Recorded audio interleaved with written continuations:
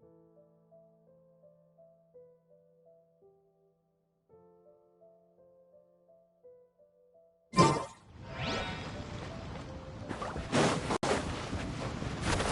my target!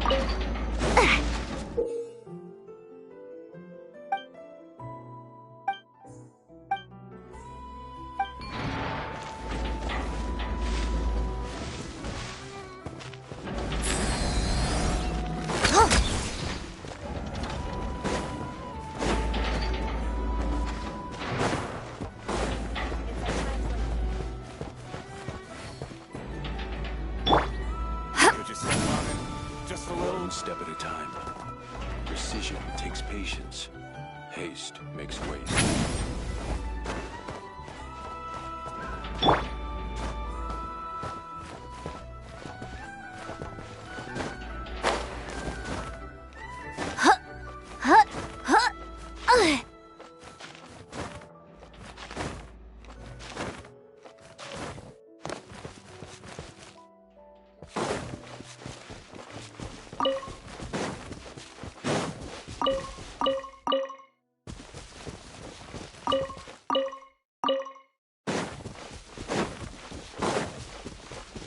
Smash and grab!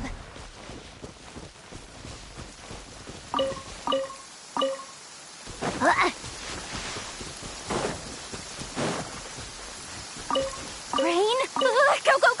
We gotta find some cover before we get soaked!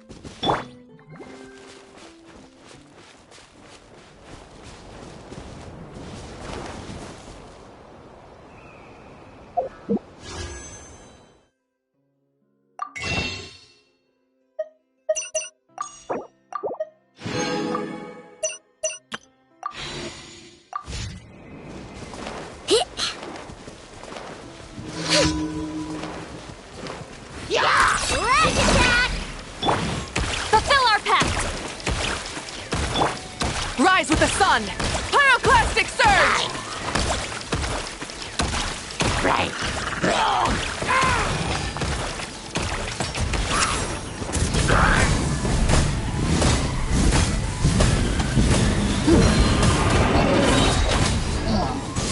Try and stop me!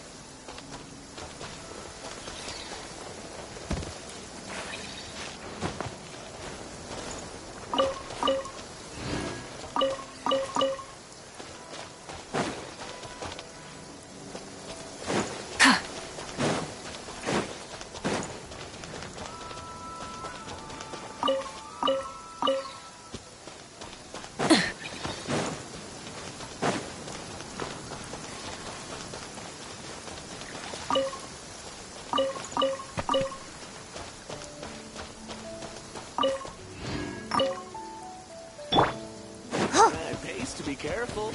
This isn't a place.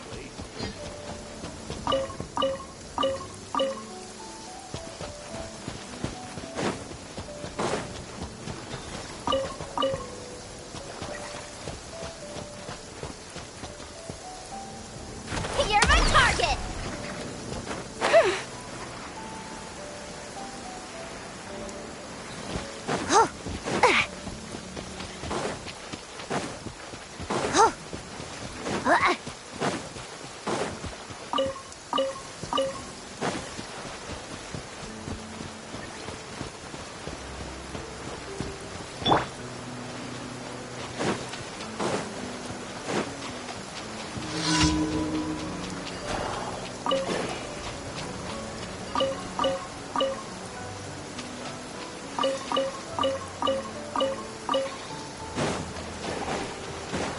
We got...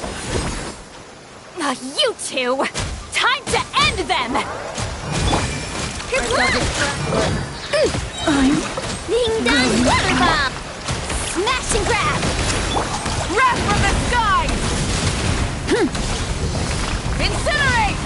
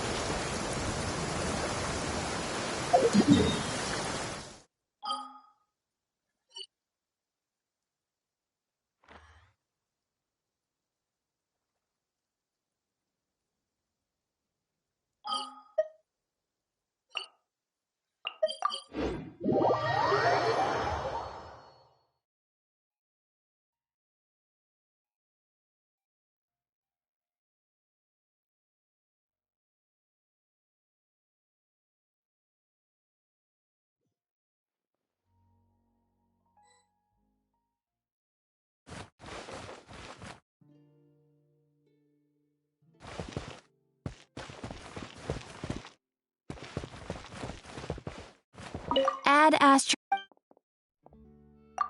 Thank you for completing. Add Astro.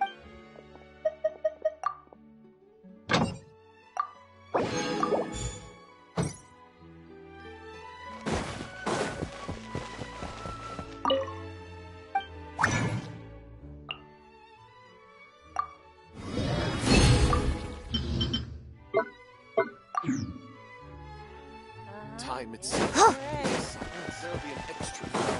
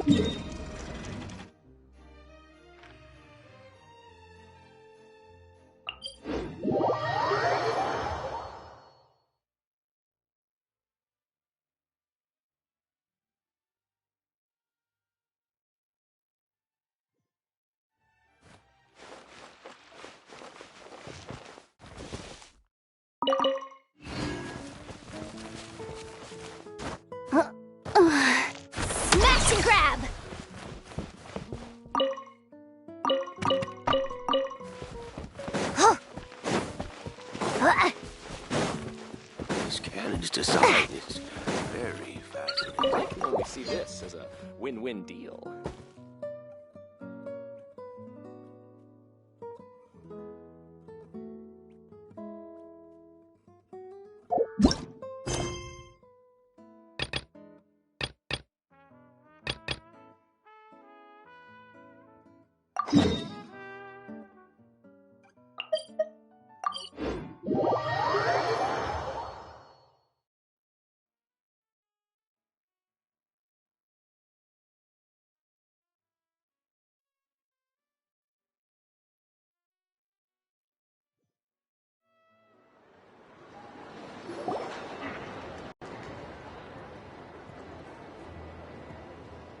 Thank you for waiting. I finished checking your adventurer handbook. Here are your commission rewards.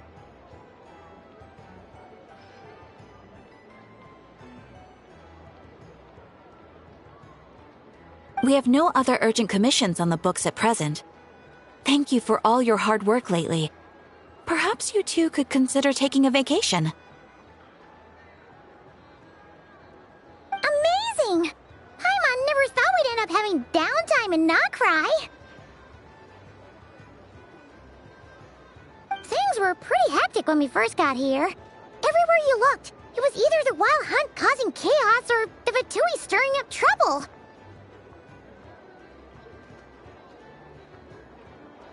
It felt like this whole region was one giant slime in a barrel, ready to go boom at any moment.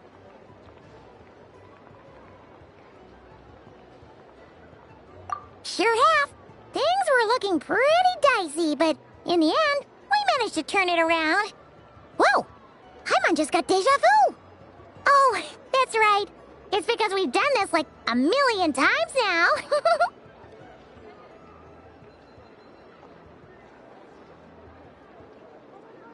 Ah, yes. Are you two aware that the Moon Prayer Night is soon to take place?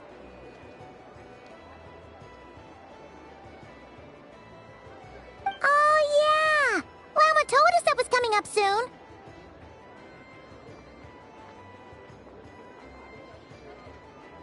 Wait, why do you mention it, though? Do people in Nasha Town celebrate it, too? Paimon thought it was just for Moon Goddess worshippers. You're partially right. Most people in Nasha Town just see the festival as an opportunity to do business. They do not concern themselves with the religious element. The festival was first celebrated by the Frost Moon Scions. On this day, they would wear moon prayer blossoms and celebrate the birth of the moon goddess through song and dance.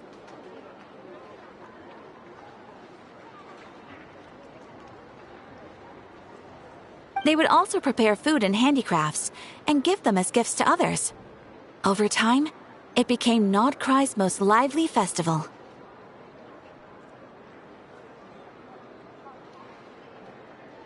Whew! Sounds like fun!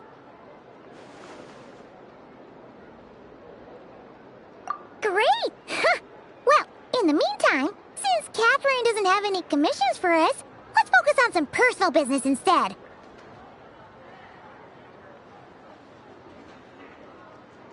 When we first got here, you mentioned that this was where your spaceship landed? We didn't get to follow up on it at the time, because we got wrapped up in that whole rare situation, but now we can finally start investigating it properly. Well, there's a saying Paimon's heard around these parts, which goes, if you lift up a rock, you'll find something you weren't looking for.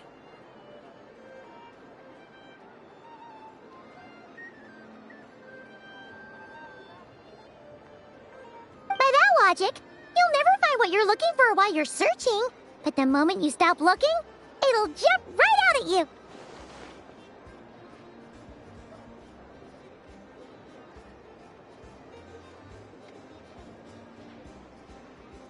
Could be worth a try though, right?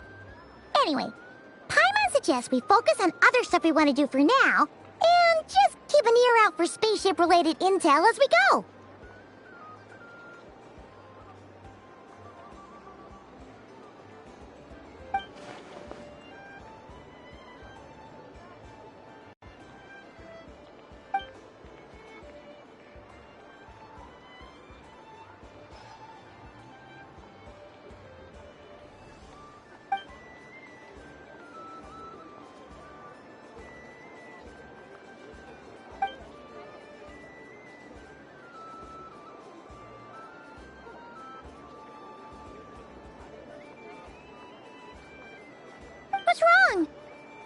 super serious all of a sudden.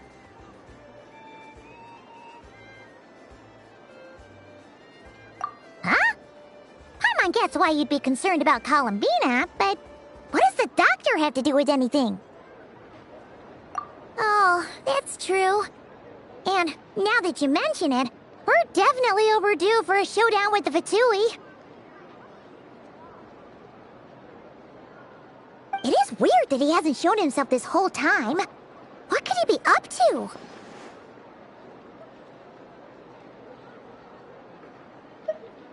True. Paimon would much rather deal with Marionette anyway. She says the meanest things, but when it comes down to it, she doesn't seem like a bad person.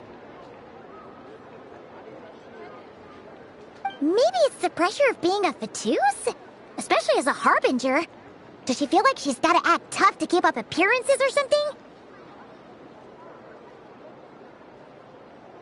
But then, every time we headed out with Rarier, she always wound up having to repair Polonia and her other robots. That's gotta sting. Losing face always hurts more for people who care a lot about their image. She's probably still furious about it.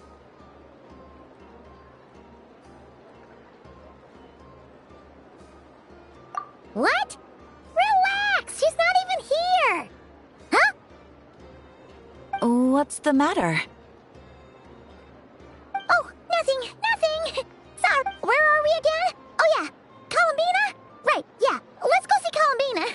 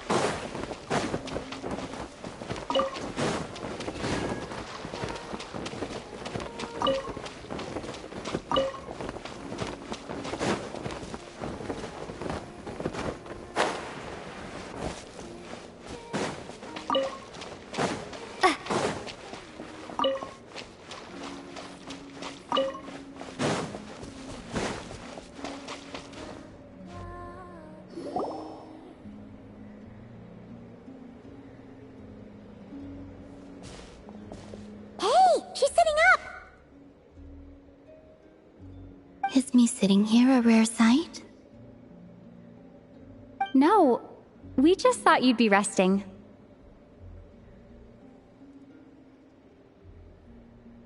Perhaps I would have been, were it not for the sudden arrival of some unexpected guests.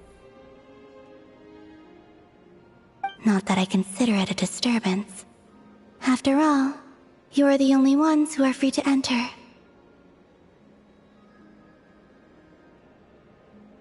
Would it not be a little unfriendly of me to lie down while we speak?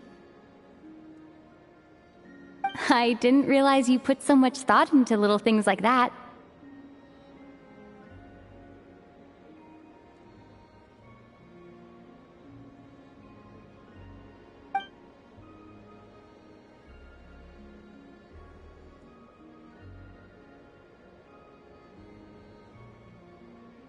Only sometimes. There have been moments lately where I think about you and your companions.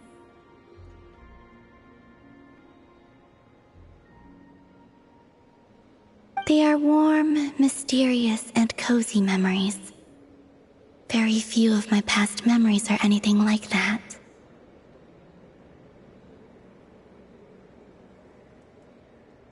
They say that travelers return home bearing bags full of souvenirs. But my luggage was empty, and I believed it would stay that way.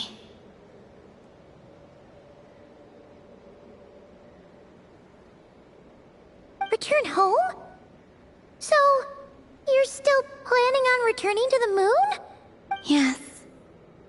This planet continues to reject me, reminding me that I do not belong here.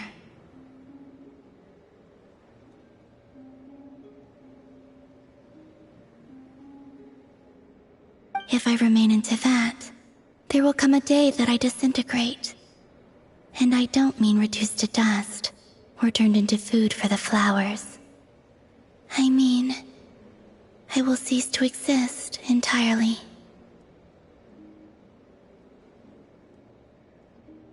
Alright then. Well, we're sure gonna miss you. But it sounds like we'll have to say goodbye.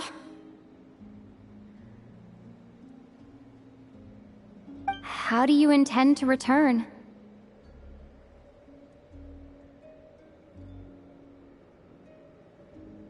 The moon prayer night is soon to arrive. On that day, the moon will be closest to Teyvat.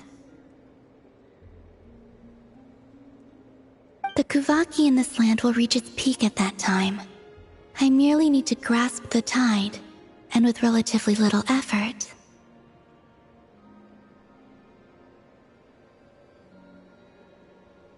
Oh, Paimon gets it! It'll work like a slingshot!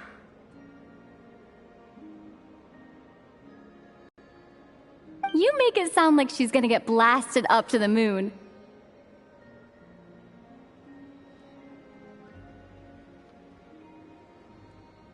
If I did that, I suspect I would crash into the false sky.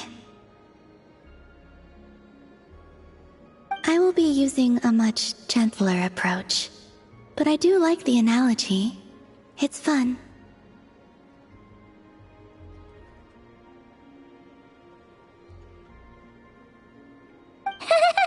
You see? She gets Paimon's sense of humor.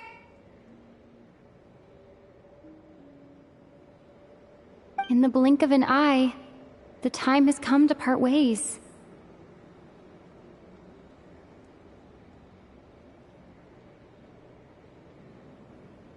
It does feel that way, doesn't it? Time seems to fly fastest when you are enjoying it.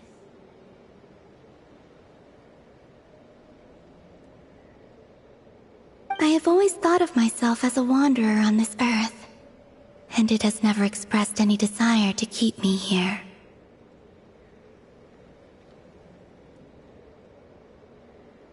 Yet, just as I plan to depart, it tugs at my arm. Is this a gesture of affection? Or is the world mocking me?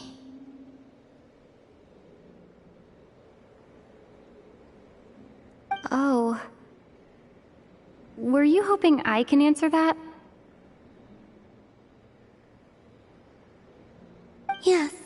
You are a traveler, so you must have a lot of experience in this area.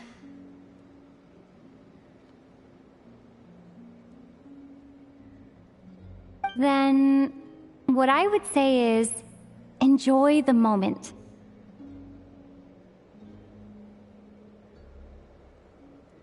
That's right! Don't overthink it! Happiness is happiness and joy is joy! The point is to enjoy it, not analyze it!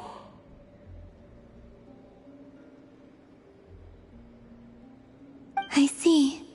Then what I would say is, even though I am very tired right now, I am still happy.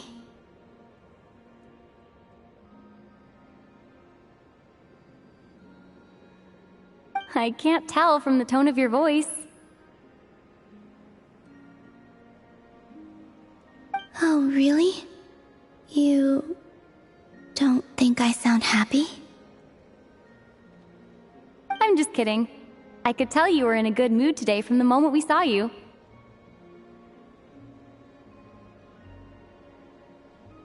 Ah, a joke. Albeit not a funny one. Anyway, I assume you're here about you-know-what. Give me your hand. Actually, it's not that. There's something else we wanted to discuss with you.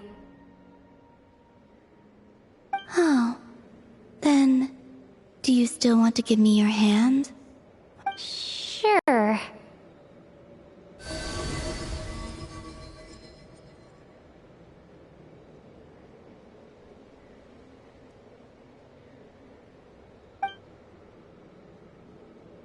Thank you. So, I've heard that in the moon prayer nights of the past, people here would hold celebrations in the moon goddess's honor.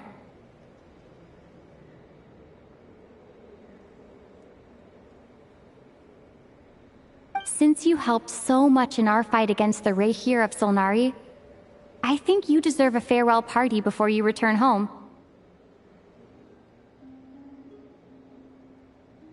I haven't asked everyone else for their opinions on this yet, but I'd like to invite you to join the upcoming moon prayer night.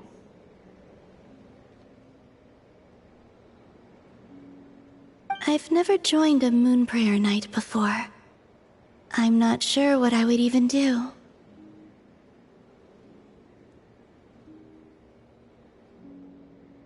Oh, don't worry about that. We take care of everything. All you need to do is show up. Of course, there's no need to force it if you're not feeling strong enough. It's just, this kind of felt like a golden opportunity. But they call me Kutar, and the Fatui have an arrest warrant out for me. I shouldn't appear in public right now.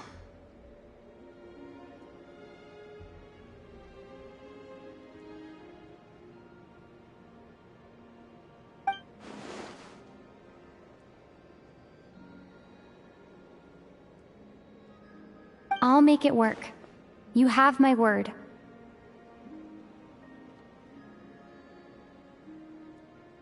Yeah, we got your back. Well, she does. Paimon's actually not too sure what she's planning.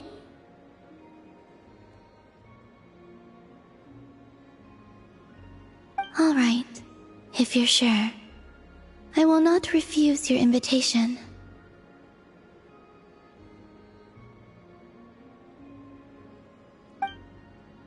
I suppose it wouldn't hurt to pack a few more sights from this world into my suitcase before finally learning what my homeland looks like.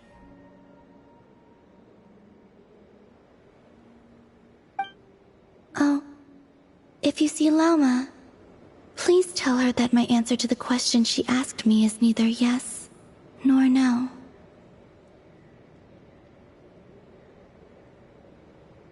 Rather, it is. There is no need. That was kinda cryptic, but sure. Guess it's between the two of you. We'll pass along the message. Bye for now!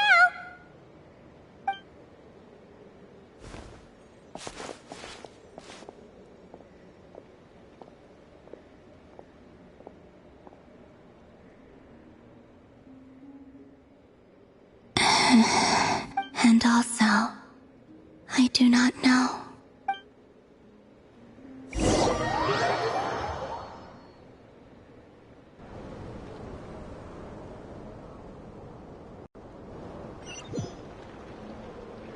Since she's agreed to join the festival, let's go see who else wants to take part.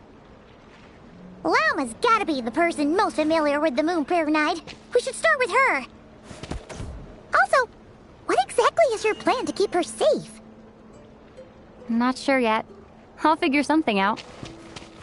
What? Are you serious? And Paimon even gave you her vote of confidence back there! When did you become so sneaky?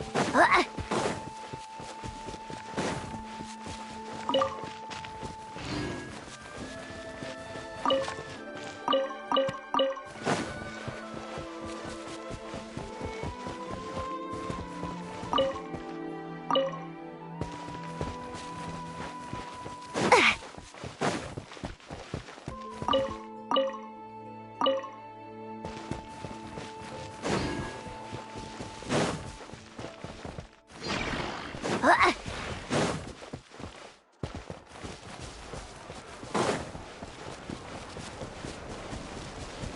my target!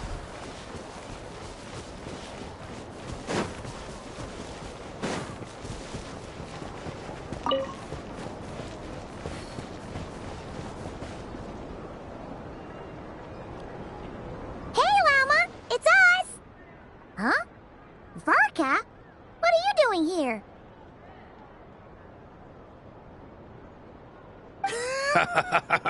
Beats me.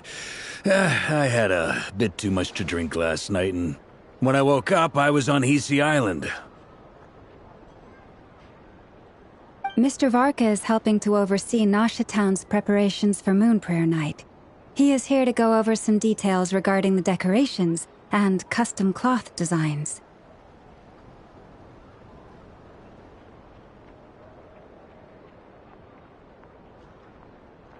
Right, yeah, that too. What do you mean, that too? Yes, celebrating this festival is a long-held tradition here in Nodcry.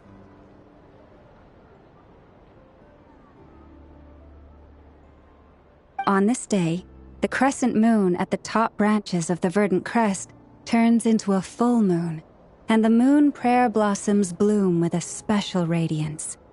Our people take these to be blessed omens.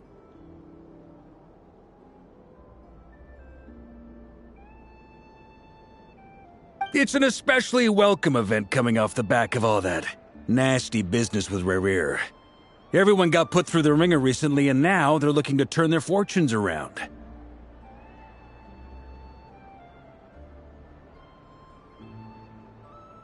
The big shots in town all agree that a big, lively celebration is just what we need to rebuild people's faith in this place.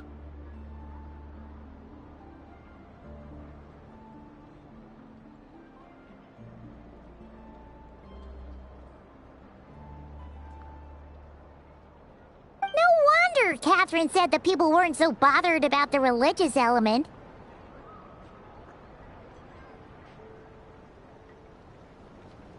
That's right.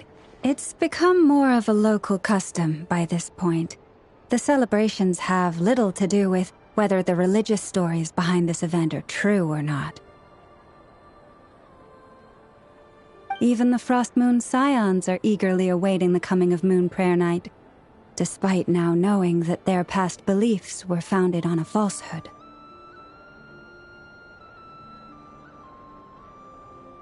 That's fair. It's a bit like the lantern ride in Liyue.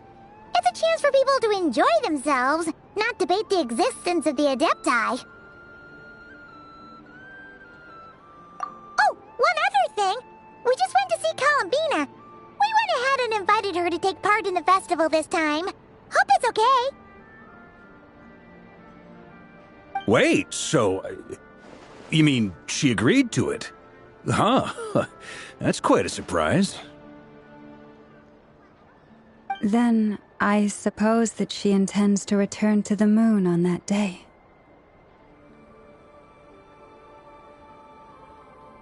Oh yeah! It's kind of a complicated process, but basically, it's like a slingshot.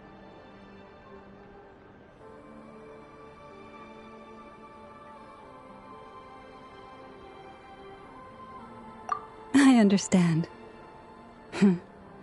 In truth, I had a feeling that she might make such a decision. Well, if Kutar has decided to participate in the festival, we should prepare accordingly. Yeah, exactly. She was saying how it could be risky for her to show her face in public. We were wondering if there was any way we could hide her.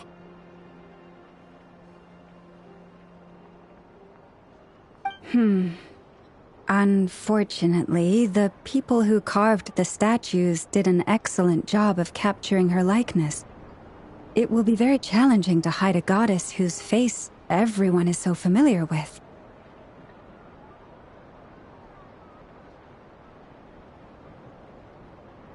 Darn! We may have bitten off more than we can can chew here.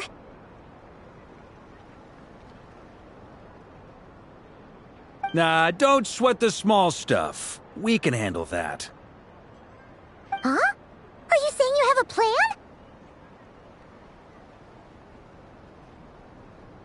Not as such, no, but the most important thing with a festival is to keep the mood light and your spirits up.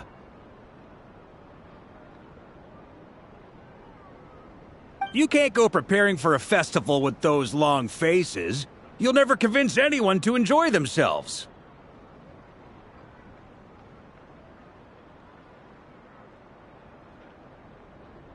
The Mondstatter spirit is strong with this one.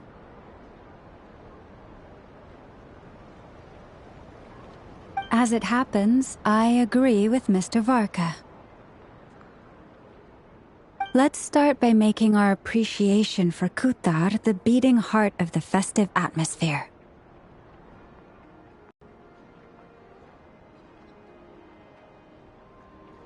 And who knows? Once we get the ball rolling, perhaps everything will just fall into place.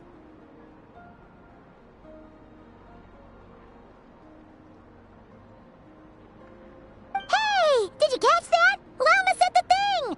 Or close enough, at least.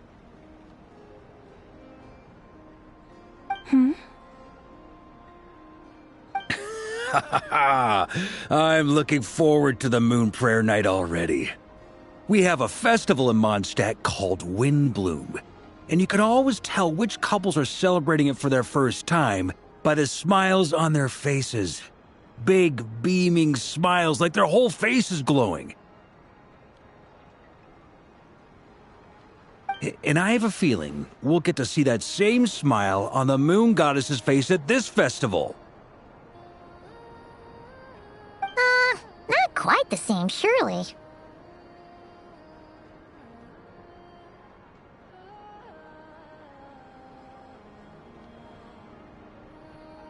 Anyway, I'll take care of business in the city, but I'll have to leave the decor up to you and the Frost Moon Scions. No one else can capture that traditional aesthetic quite like you guys.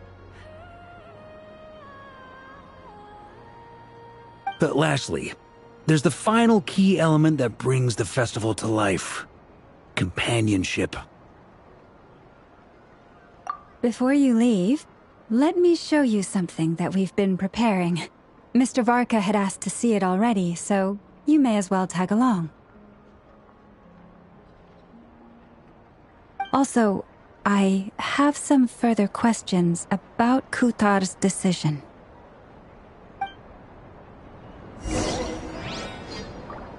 You're not going anywhere!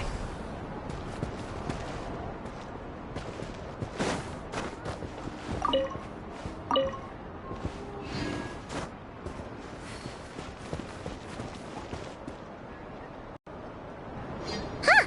What's this? These sure look like they're having fun. I believe so. Kuhenki seem very skilled at playing drums like these, although I'm not sure where they learned it from.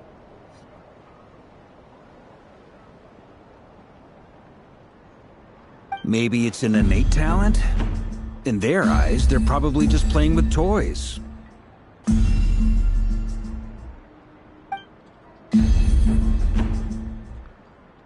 Wanatar! You wanna play too?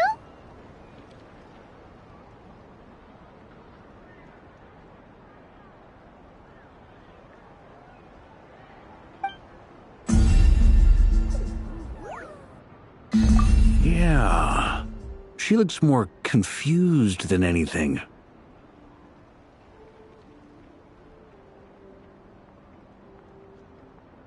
Maybe we can teach her next time if we get the chance.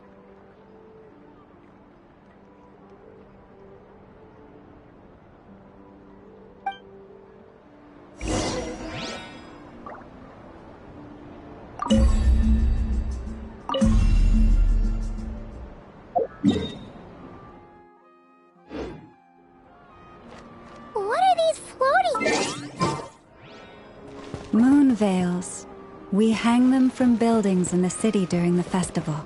When you look at the sky through them, it creates a lovely misty effect.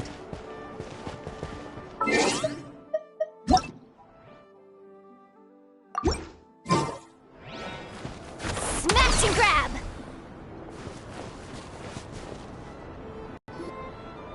Everyone seems hard at work.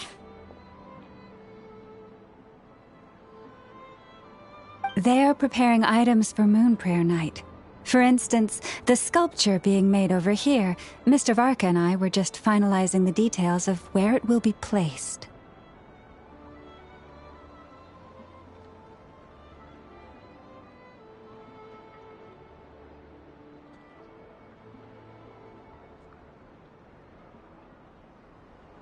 Ah, there she is. I didn't know the finished article would be so large.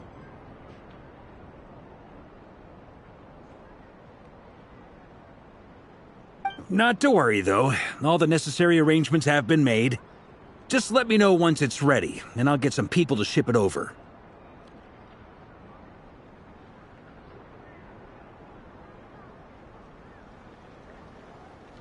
You have my thanks. And over here, we are preparing a very traditional confection.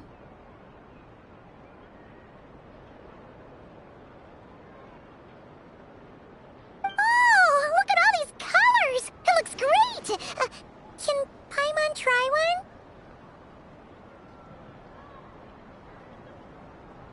one? Of course. I have a feeling you'll like it a lot. You bet! Sweets and treats are Paimon's favorite! If you included those in the Feast of the Moon, I bet Paimon would have joined the Frost Moon Scions by now. There will also be verdant crests like this present in Nasha Town during the festival. The timing of Moon Prayer Night is not completely set in advance. We make a rough estimate, then observe the changes in the verdant crests and moon prayer blossoms to guide us.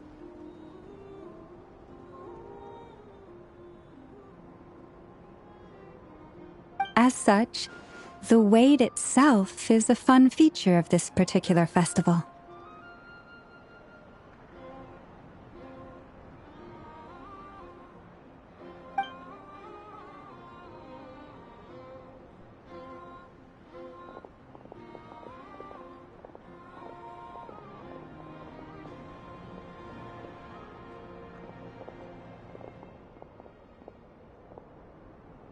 Let's talk here.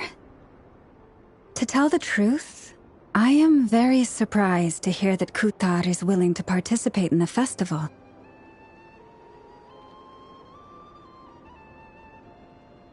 I once asked her if she'd be willing to stay with the Frost Moon Scions. I could introduce her to everyone, and we could be a family to one another.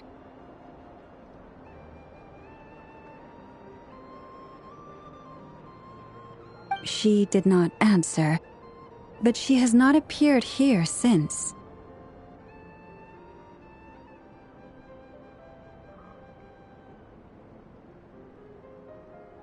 I took this to mean her answer was no, but if that were the case, she would not have accepted this invitation.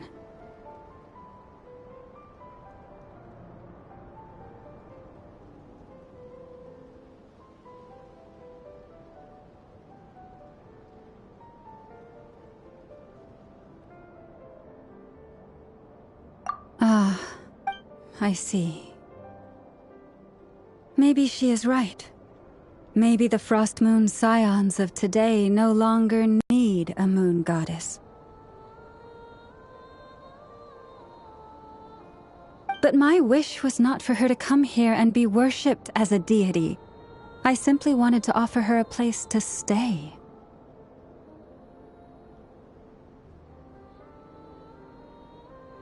I'm sure she believes that showing herself here might invite Fatui intervention, and as such, she does not wish to cause us trouble. But what really pains me about all this is that this is her birthplace.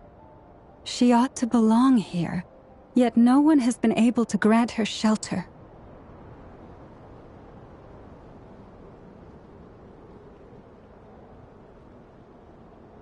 I think I'm qualified to weigh in here. When someone's about to depart on a long trip, what they need is blessings, not burdens. We should wish her the best, not make the journey harder than it already is. Anyway, she's agreed to attend, hasn't she? All we need to do is simply respect her decision.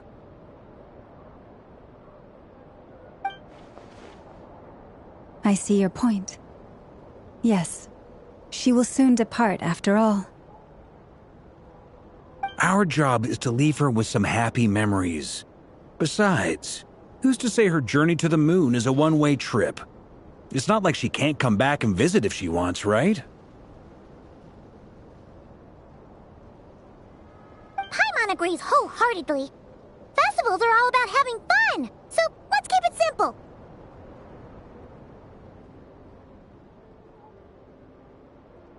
All right, I'm gonna head back to Nausea Town soon.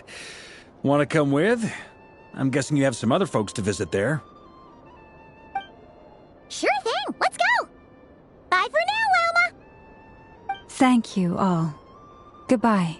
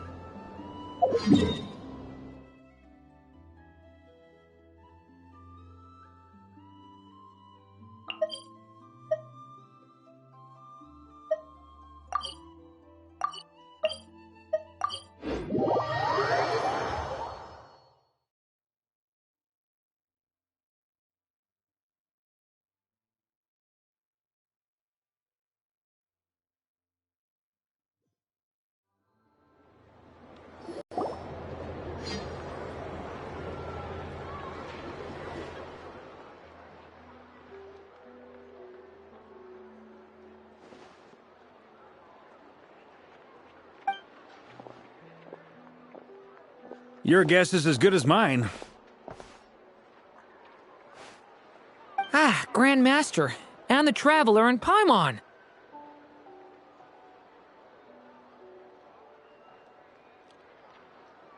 Hello there. It's been a while. Perfect. We have some new volunteers for our investigation. Wait, let me guess. The righteous Lightkeepers are finally ready to hunt down the Abyssal Dragon?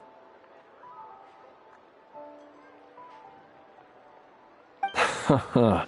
Yes, that too. Yeah, right! Oh, wait! Why does everyone keep saying that too?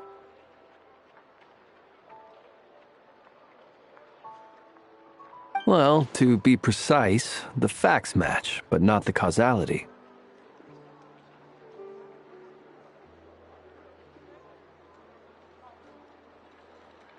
Wait, so I guessed right?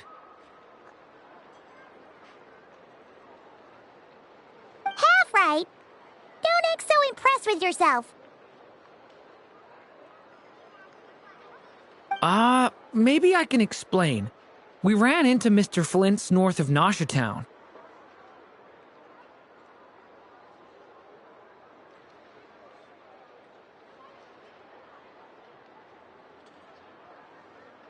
At that time, we just noticed a few abyssal creatures out in the wild, but the strange thing was, I didn't detect any traces of abyssal energy on them at all. On closer inspection, we realized that they were not real monsters, but something akin to reflections in the water, or perhaps a mirage.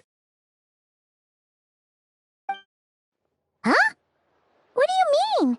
Like, you could see them but not touch them? Exactly. It was very peculiar. They roared and tried to attack us, but we could not make any physical contact with them. I think I've heard of things like that happening in Nodcry before, but I don't know much about it. Yes, it's a known phenomenon. Mirage-like illusions tend to appear in Nodcry in the run-up to Moon Prayer Night.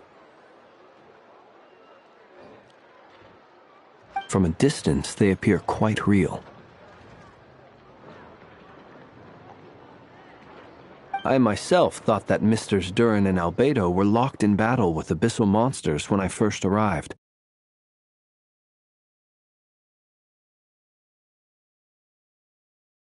But after sharing intel and investigating a little further, we can confirm that these illusions are harmless.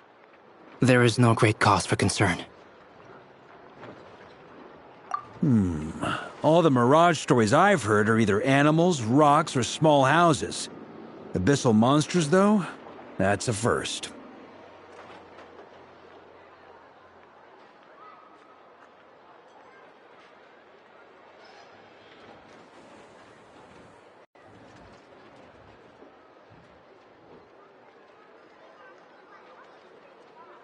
It's a first for me, too. So I'm planning to look into it further just to be on the safe side. I intend to inspect a few more locations. What about you two? Any plans? Alice contacted me a few days ago. She'd like me and Durin to assist her with an experiment.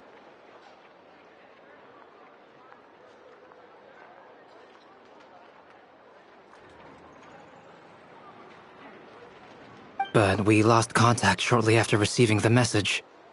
I'm sure that comes as no surprise to anyone familiar with her.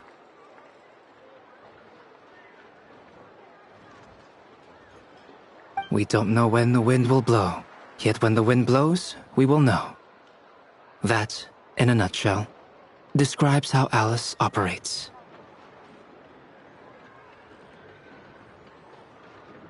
Yeah, that tracks. Okay. Well, I suggest we investigate this Mirage business in the meantime. It's piqued my curiosity, and I'm pretty sure I know someone who will already be 10 steps ahead of us. Well said. Right? Whatever's happening in Nodcry, she always seems to be the first one to know. Let's go see what she knows. We can invite her and her staff to the festival while we're at it.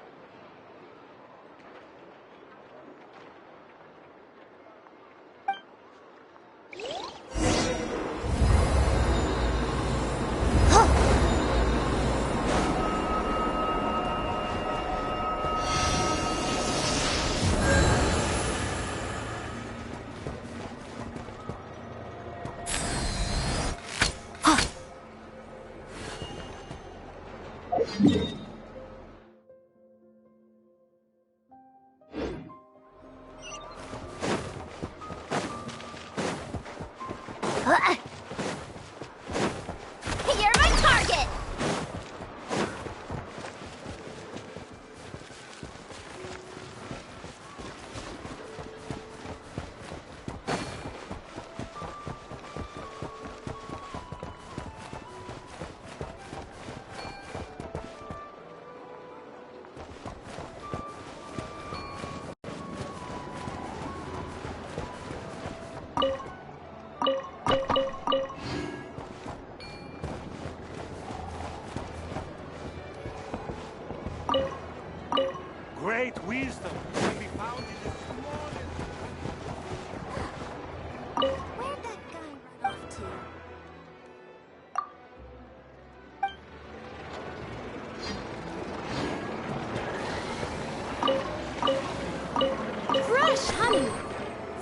Short and sweet.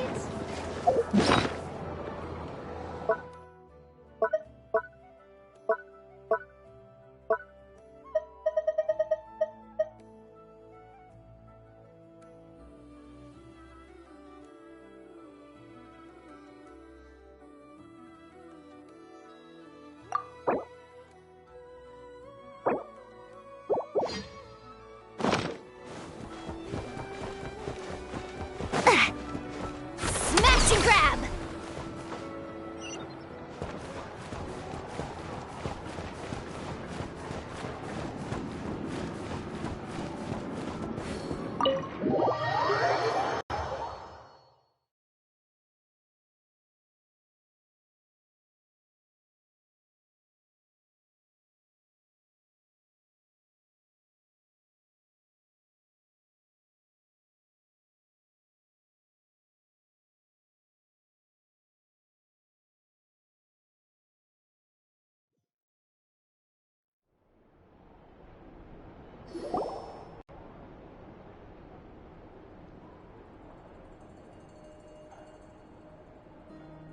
You're right, I have noticed.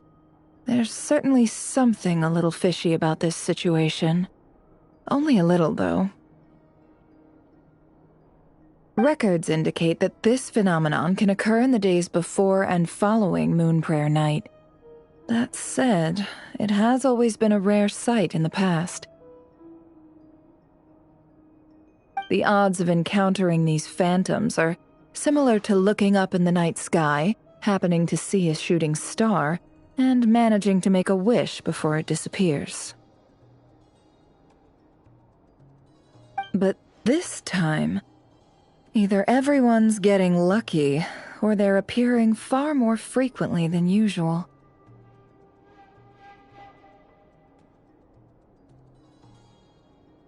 Yehoda's out gathering intel as we speak. In the meantime, let me check off some points of interest.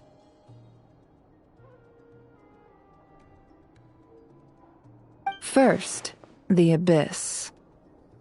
The ones we saw seem to be abyssal monsters. Indeed. But we have identified one location where many more of them have made an appearance. And not just monsters, but human phantoms, too.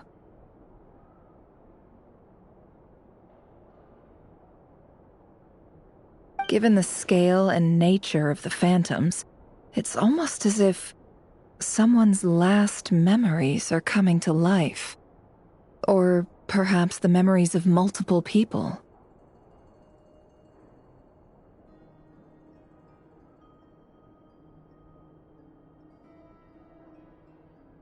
Oh.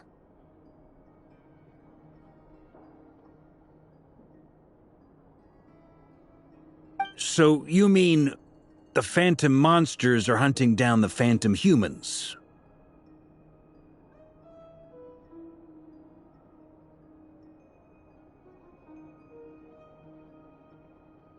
Exactly. The phantoms can interact with each other, but we have no means of intervening.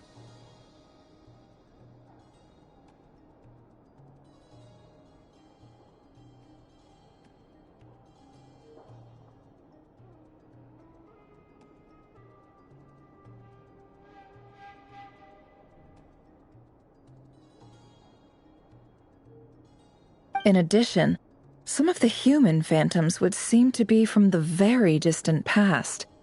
This is clear both from the clothing they wear and the stories they tell.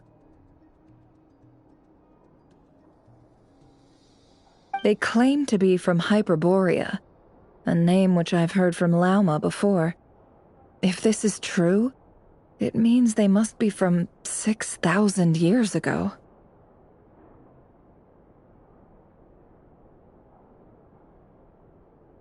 Did Paimon hear that right?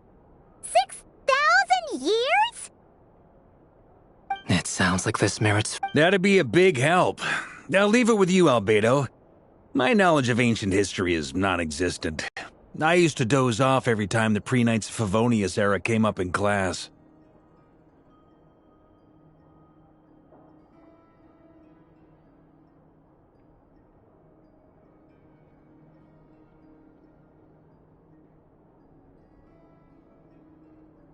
It's quite a miracle that you were able to understand these phantoms' speech, given how long ago they lived.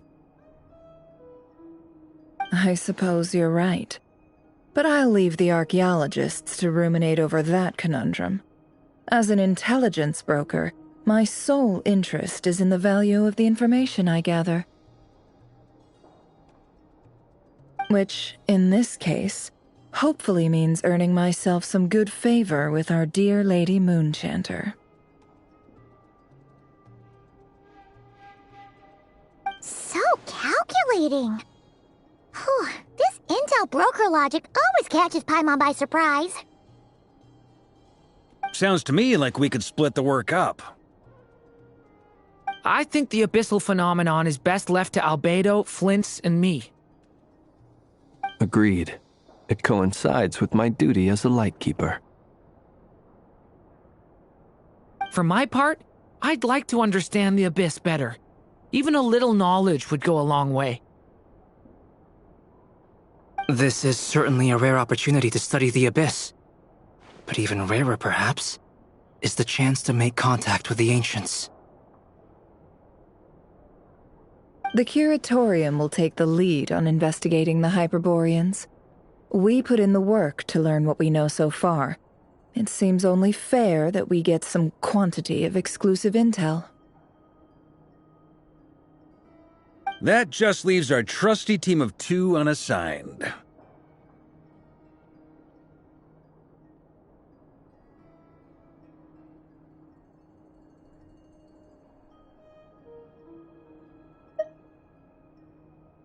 Since you became an honorary knight, of course.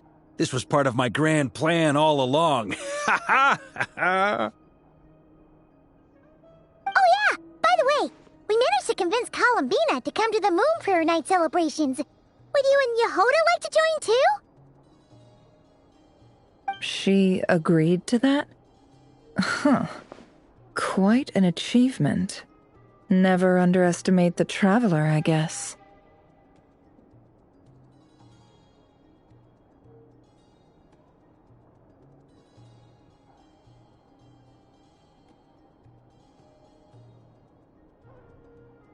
I'd be happy to join.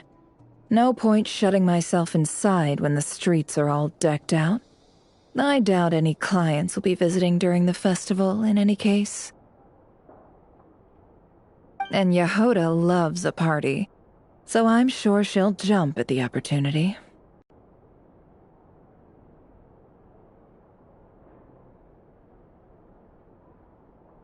No!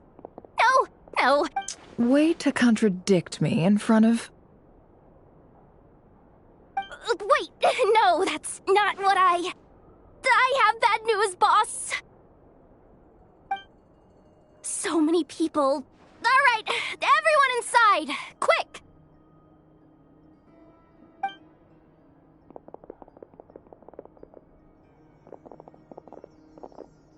This is gonna sound crazy, but hear me out. I saw one of those phantoms at Star Sand Shoal, and it was some sort of flying ship. Like a spaceship?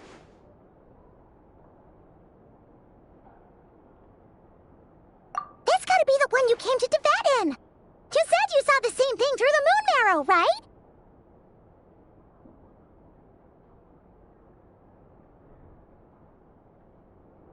Huh? You already know about it? Ugh, I thought I was gonna blow people's minds. Turns out I'm the last to find out.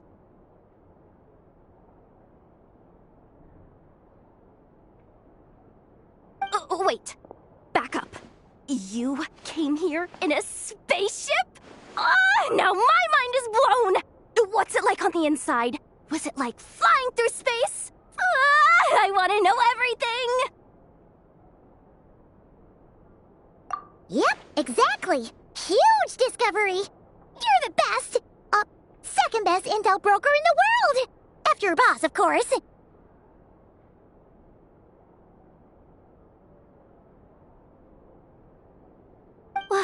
Wow. Really? Well, I don't know if I'm all that, but...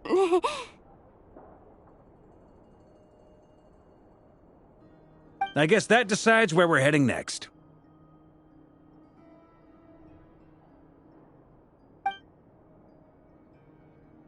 Come on, don't look at me like that. I know the spaceship doesn't have anything to do with me, but you don't want to leave me as the only one twiddling my thumbs, do you? Please?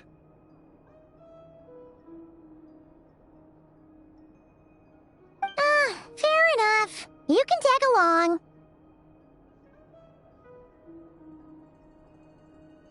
In that case, let's meet back here to discuss our findings once we're done. I wish everyone a productive investigation. You too.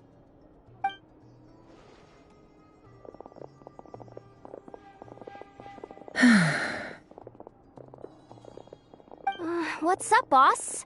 Aren't we gonna head out? Tell me, Yehuda, when did the Curatorium start giving out intel for free? Oh, sorry, boss.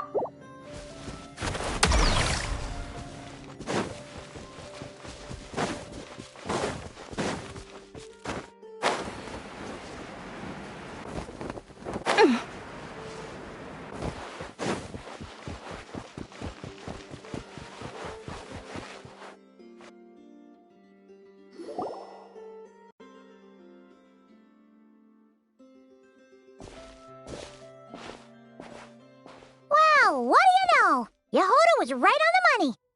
This Phantom really is your spaceship. But that's so weird. Why would it show up here? Is it some kind of projection?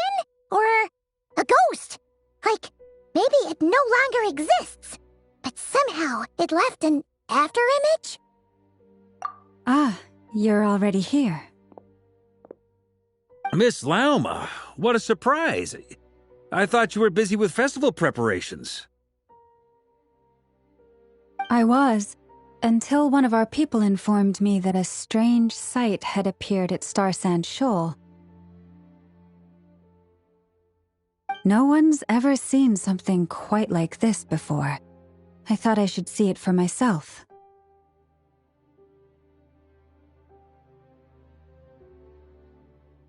Same here. Oh, so we heard that these things appear around the festival period. Any idea why that is? Unfortunately not. We have very limited information about them, since they can't be interacted with, and no human phantoms have ever made an appearance before now.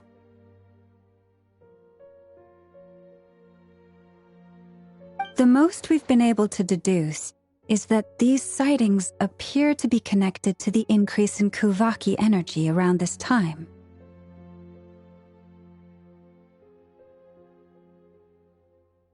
Yeah, seems like that's all we can do.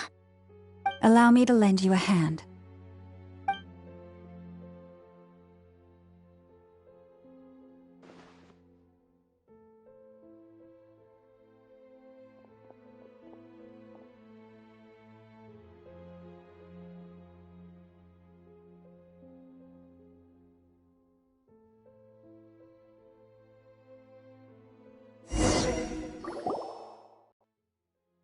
Everyone, Our friend here should be able to provide us with some information.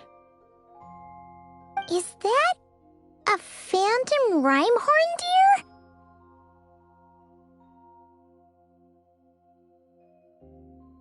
I've heard about how the Frost Moon Scions live in harmony with the animals and can even communicate with them. That's coming in handy now, for sure.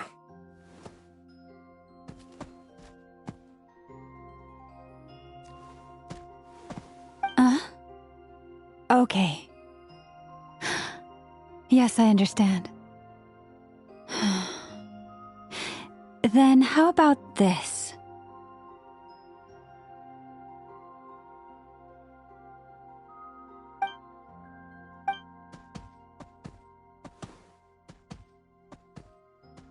Oh, it's leaving. It appears to share our curiosity about this giant spaceship, so I asked it if it wouldn't mind investigating along with some friends.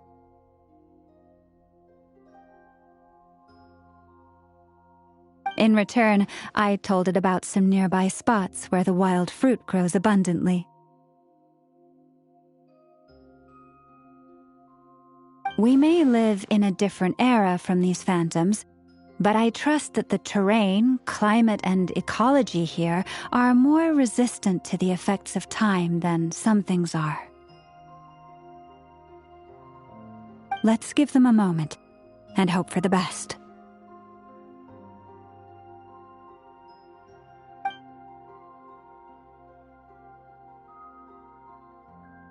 All back together? Must have been a lot of fruit. Indeed. Now let me ask them some questions.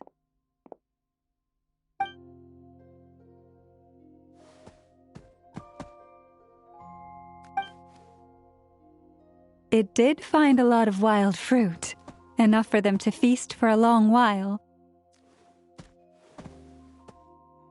This puffin circled in the air several times, but didn't spot anything out of the ordinary. Certainly nothing to do with the spaceship. Huh. Well, it definitely makes sense to get a bird's eye view. Indeed. Other than that, I was also thinking that the world these phantoms see is also different from ours. Oh, I get what you mean. The wild fruit exist in both times and spaces, but there might also be things that only exist in that space-time, which we can't see.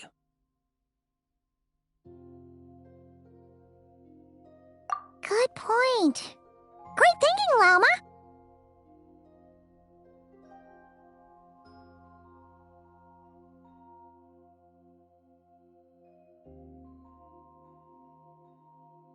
Blunthorn rhinos can use kuvaki to shift great rocks, but this one says it couldn't get that ship to budge by even an inch. The sniffer mole tried too, but despite being a skilled digger, it could not get through.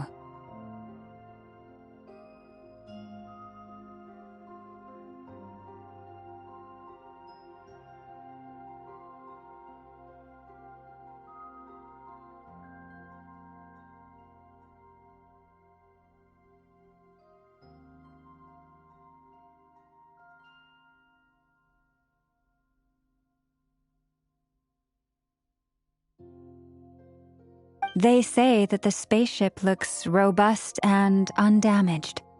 It seems completely impervious to any and all attacks. Whatever lies within is well defended from harm.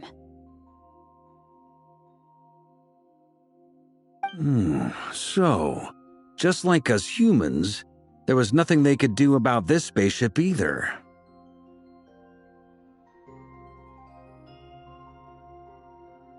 Yes, still, they deserve our thanks. We are grateful for all your efforts, dear friends. Now go and enjoy your feast.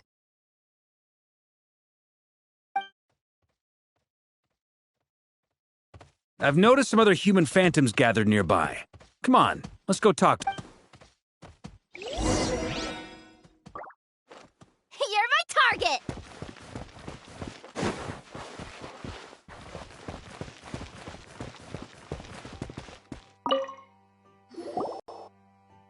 What is this thing? I've never seen it move, and there's no way to get inside. Goodness knows. My grandpa says it's been sitting here at least since his grandpa was still alive.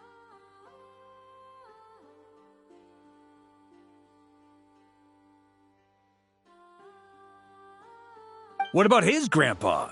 Did he say anything to your grandpa's grandpa about it?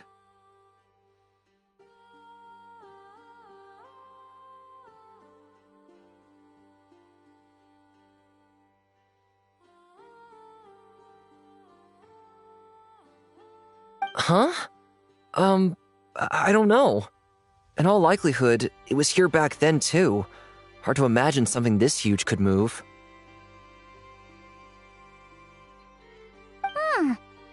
Guess that means that as far as they're concerned, this ship's been around a long time.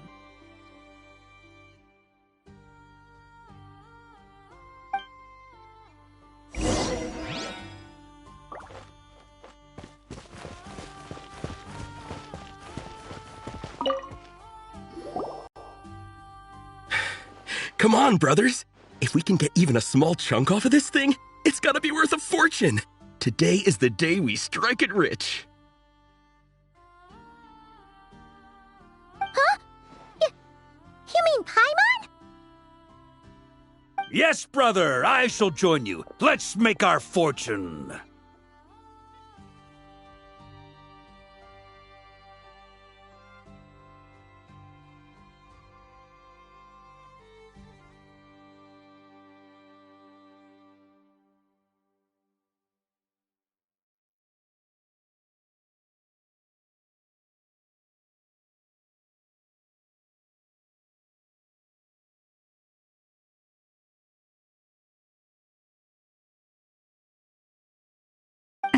We should go with them. What the?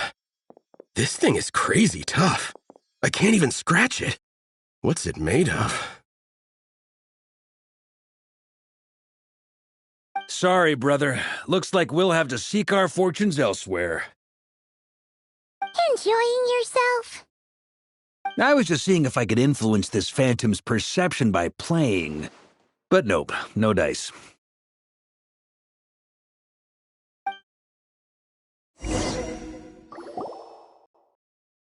I'm sure we're all starting to build up an idea of what's going on here now that we've spoken to some of the people.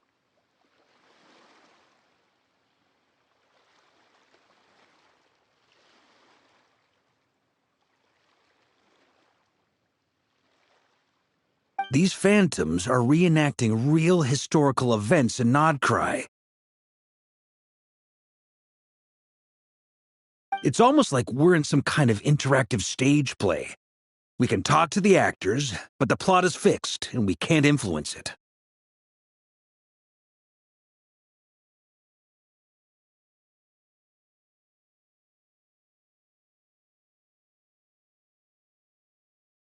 It makes sense.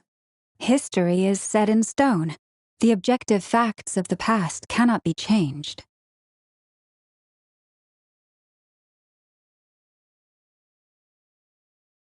Paimon totally thought you were just goofing around earlier.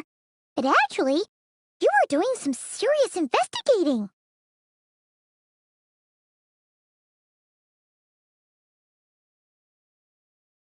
Of course I was. Anyway, at this point, I think we're forced to conclude that although the Phantom spaceship is right there in front of us, we aren't going to learn much about it from these people.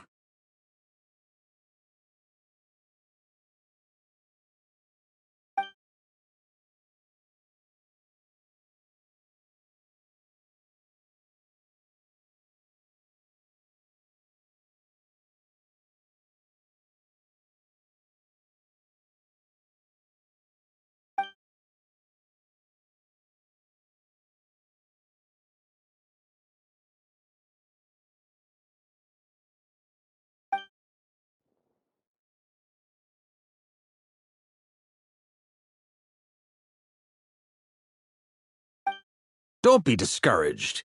If nothing else, this is proof of the ship's existence. And think about it.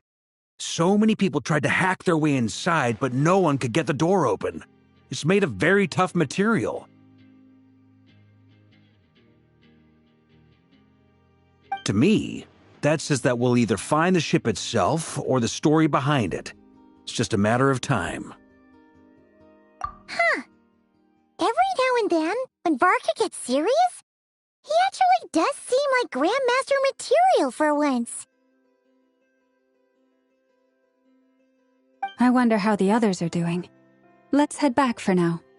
Sounds good. Also, drinks are on me if Team Knights of Favonius is the first to finish. Wait, we have a team name now?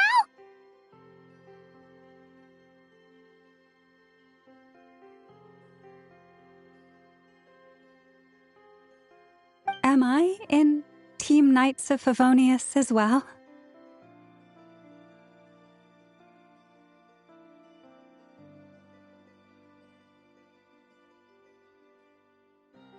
You're very welcome to join. We've even got a cathedral ready for you. Isn't that technically blasphemy? You wouldn't dare make a joke like that if Barbados was in earshot.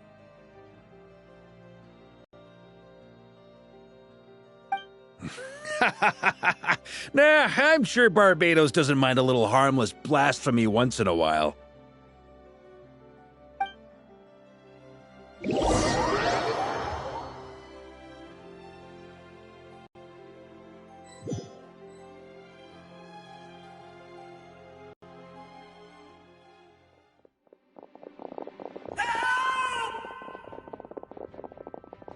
Oh, no! Get away! Oh.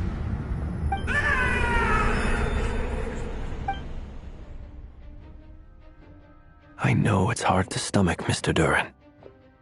But as I'm sure you've noticed, there is nothing we can do to intervene in that which unfolds before us. But we have to at least try.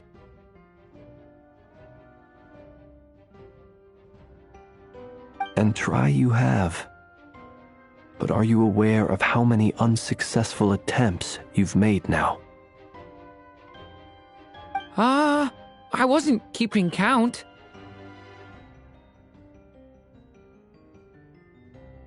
I'm afraid this is the 39th failure so far.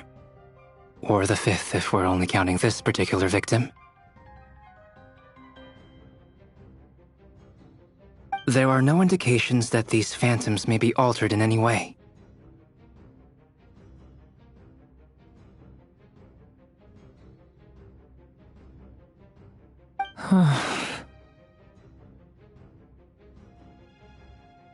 You seem to have calmed down a little.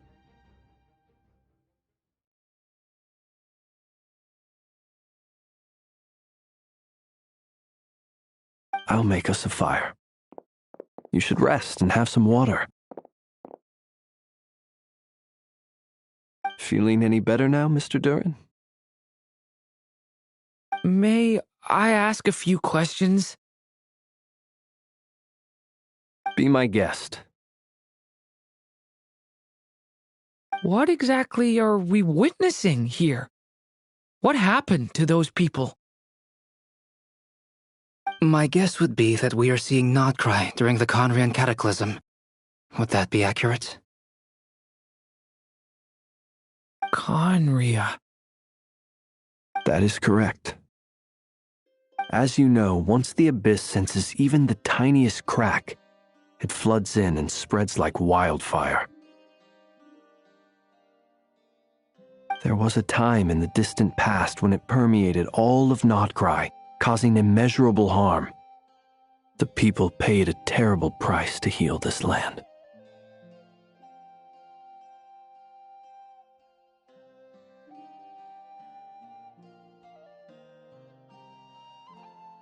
Then 500 years ago, the whole of Teyvat suffered an abyssal disaster. Once more, Nodcry was dealt a devastating blow. I see. In the face of the abyssal onslaught, all were like grains of sand tossed around by a tidal wave, be they human, fae, or god. The moment you witnessed is but one drop in a whole ocean of catastrophe. All right. I guess that answers my second question, too. I wanted to know why there's nothing I could do to help them, and that's because what we are seeing is history. That would be my guess as well. As I understand it, history and fate are not all that dissimilar. The latter may be unseen to us, but both are immutable.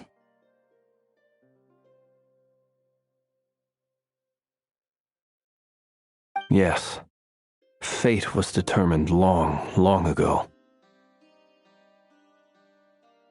I still have a couple of other questions for you, Mr. Flint's. You mentioned more than one abyssal disaster that has struck this land in the past. How can you be sure that what we're seeing is from the Conrian incident? And also, how are you able to stay so calm when you're talking about these events? From everything I know about you, you're not cold or ruthless, and you're not indifferent to the suffering of others.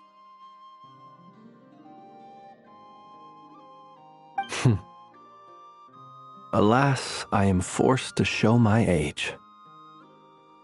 I must be 600 or 700 years old by human measure. Wait, so... One is not easily moved by history when one has witnessed the truth firsthand. I'm sorry. You needn't apologize. Your passion is a good thing to have.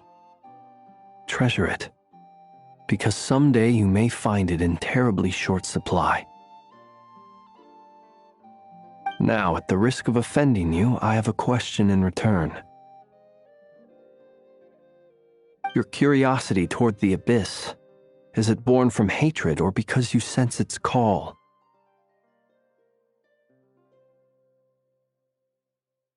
I only ask because I kept a fragment of Rarir's body in my lantern for a short time, specifically his heart. So I know what a burden it can be to carry the abyss with you.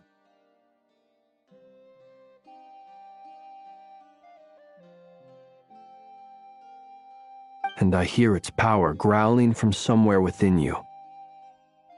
In my eyes, your mere existence is a miracle.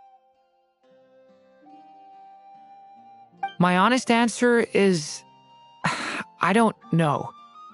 I don't think I have the confidence to say for certain. What I will say is the abyss is not the only issue that haunts me.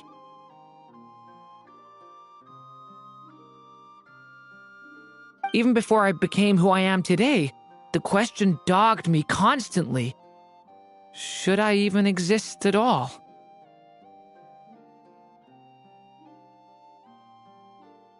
My doubts remain unresolved. But when we fought Rarir, something became a little clearer to me. Sometimes it is the darkness within us that allows us to achieve the impossible.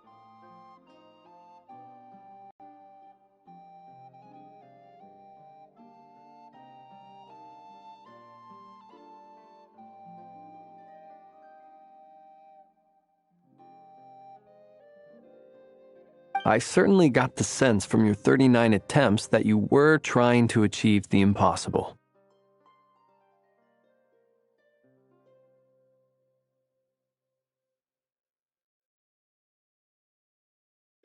It sounds like you've resolved to see the truth for yourself.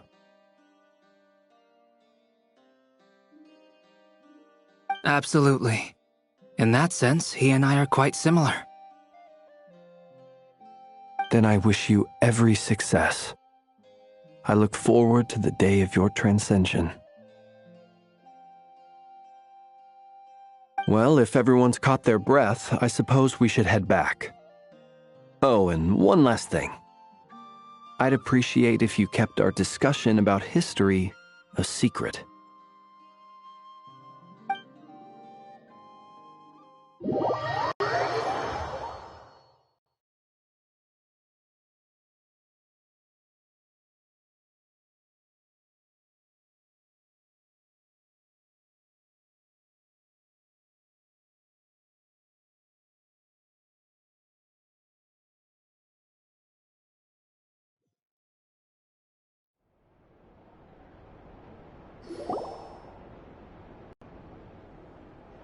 Incredibly, our separate investigations led us all to the same conclusion. Hooray for consensus! Yeah, but we barely learned anything, though. I totally thought this would be the mother lode. Talking with the ancients? I mean, come on! But nope. All we got was useless snippets of conversation. And all this stuff about moons and hyperopia. What a load of baloney. Seems like people back then had a few screws loose.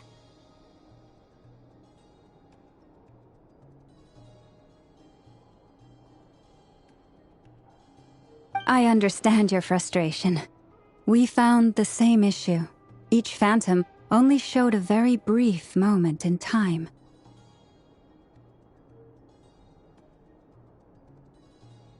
There isn't much value to be found in these miscellaneous fragments of a civilization's history, no matter how glorious it may have been. If there's a silver lining, it's that these phantoms are harmless to the present reality. They shouldn't get in the way of the festivities.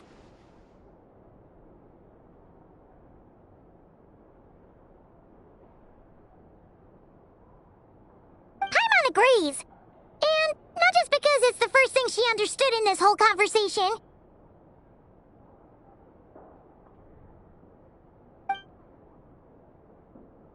You look disappointed, Nefer. Is something the matter? What do you think? We all worked our tails off, but the only one to gain anything from it was you, Lady Moonjanter.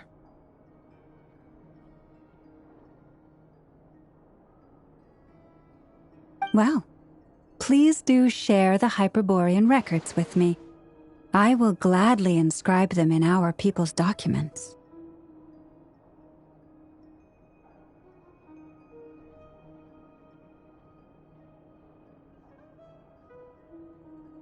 Oh, duh! Yeah! That was it! Hyperborea! Hyperborea.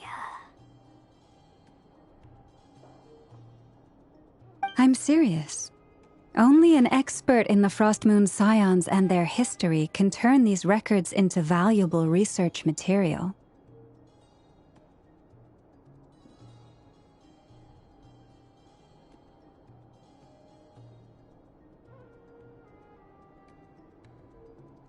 The alternative is to let them gather dust on the Curatorium's storage shelves until the pages turn yellow.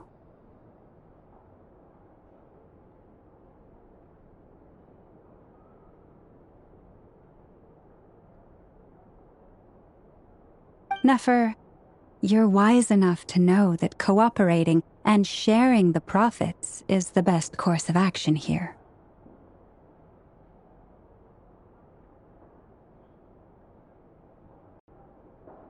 Well, that goes without saying. Sure, let's do that.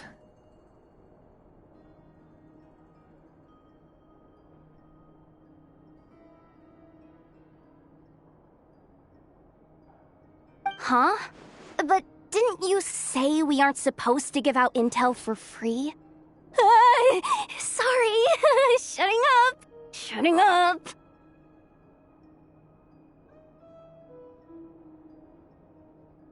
Now is not a good time to push Nefer's buttons.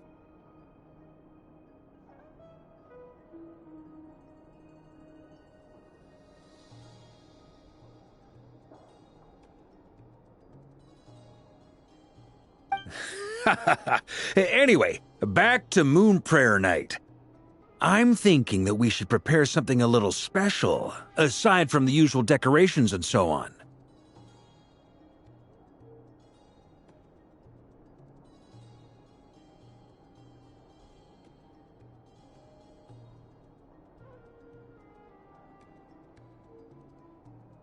You mean a parting gift? Can't go wrong with food. Although, does food go bad on the moon?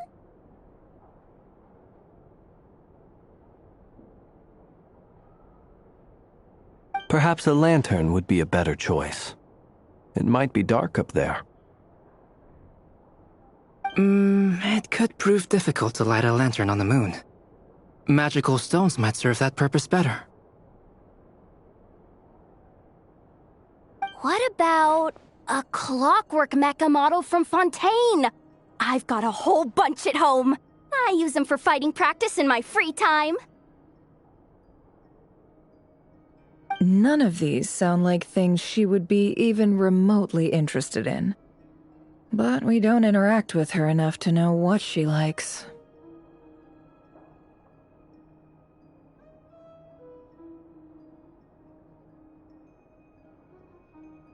Yeah. It would really save us the guesswork if someone could find out what she's into.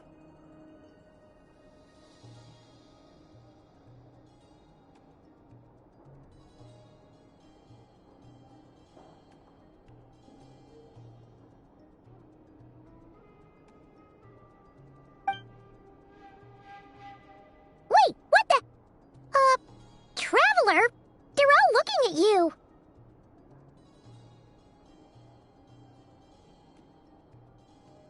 Great! Haha, problem solved. Now, I need to stop by Dory's. Gonna need her help sourcing a bunch of stuff for the festival. Then let's leave it there for now. We all have our own business to attend to. Traveler, if you find out what Kutar likes, let us know right away.